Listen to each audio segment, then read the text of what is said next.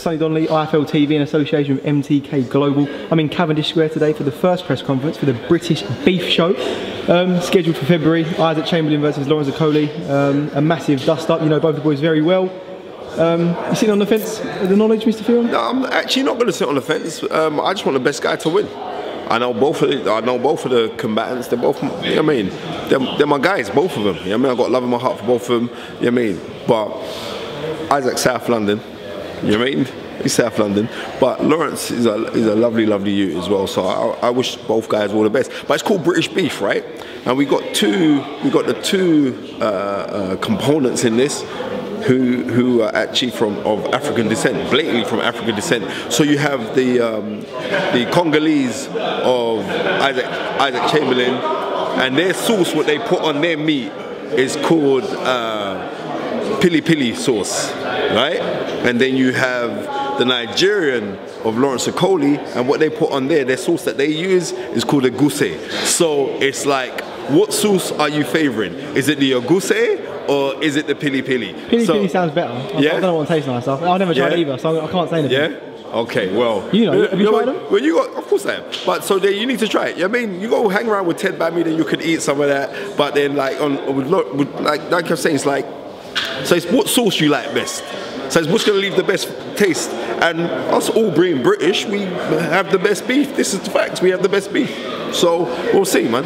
Away from food facts, down to fighting facts. And obviously Lawrence has spoken a lot about his amateur background, and Isaac says that he relies on it too much. He's GB and Olympic standard that he was at. Does that even mean anything in this program? It does. It does now, because the program, you got to think like how things have happened or how boxing's evolved. Like the hub of great fights right now are actually in the UK. This is factual. Look how many world champions. We've got multiple world champions. You got to think like, you got to look how, like, look at Anthony Joshua, you look at all the champions that we even go, you know what I mean, like Gavin McDonald. You got to look at all the champions that we've got, right?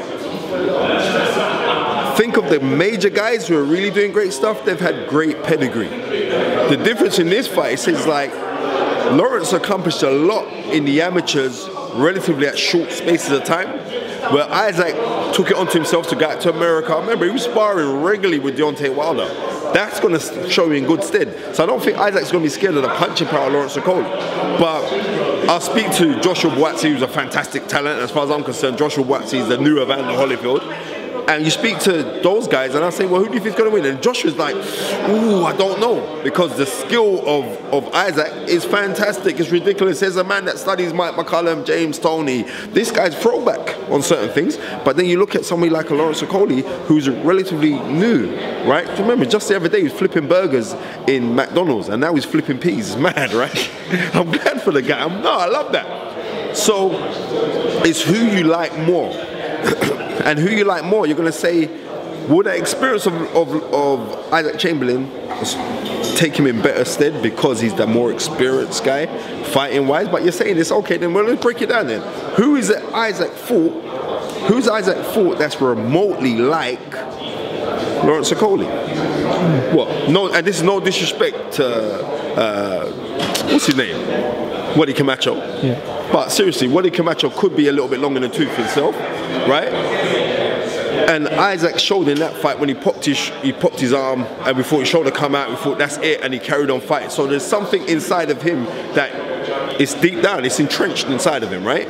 And then we look on Lawrence Okoli, we think like he's had everything that's given to him, but he hasn't had everything given to him. He had to fight for it. He's turned out, here's a man that's, you know what I mean, he's been an international, he's been an ABA champ. These things put you in good stead.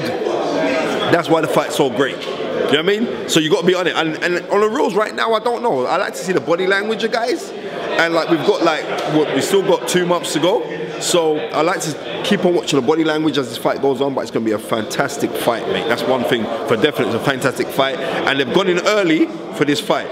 But in saying that, did they hurt James DeGALE or George Groves when they fought early, relatively early in the game? Didn't. You know what I mean? Because both became world champions, both made a lot of money, both became millionaires. Let's move on to that, who we just spoke about there, James DeGALE. Obviously, unfortunately, what is it now, a week or 2 ago, he lost his world title against Truax. And I mean, Truax, people say he was past it, he was Truax was past it? That's what people have said. No, Truax, you have to be realistic.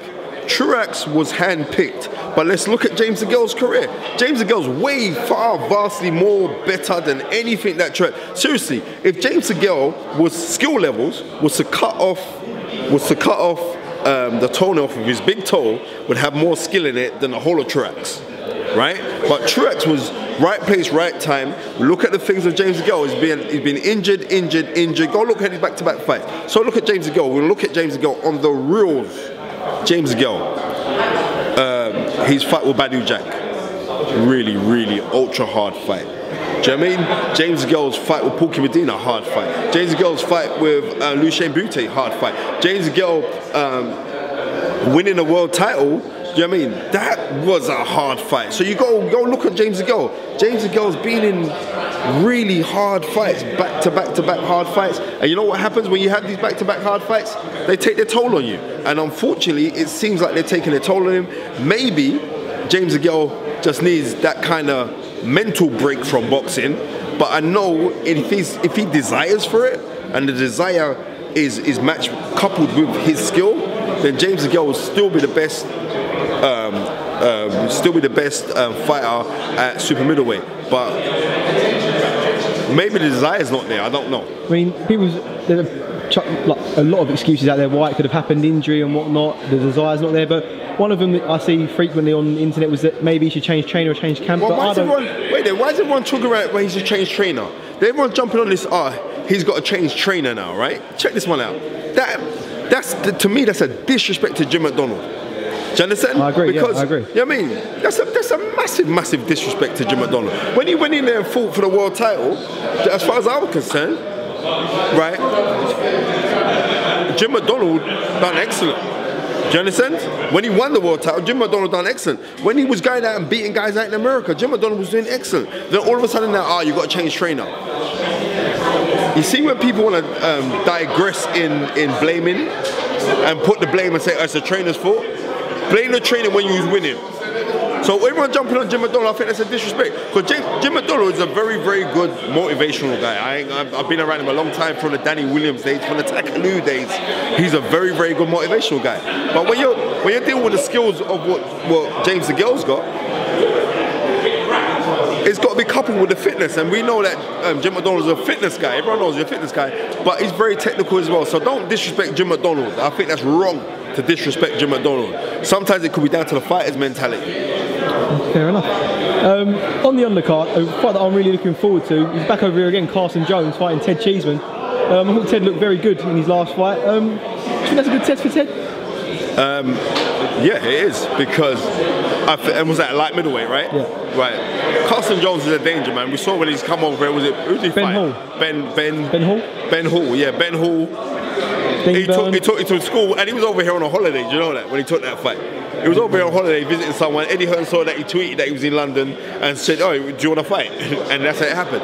This guy, listen, Carson Jones is the gatekeeper for guys who are domestic level fighters trying to say they want to enter into the world class stratosphere. I believe that I really do rate Ted Cheeseman. I remember watching him from the amateur days, seeing him, and he was like a little skinny kid. He's just filled out now, right? He's very well schooled, and he comes from a boxing family. So like, he's got everyone in the game who knows the game.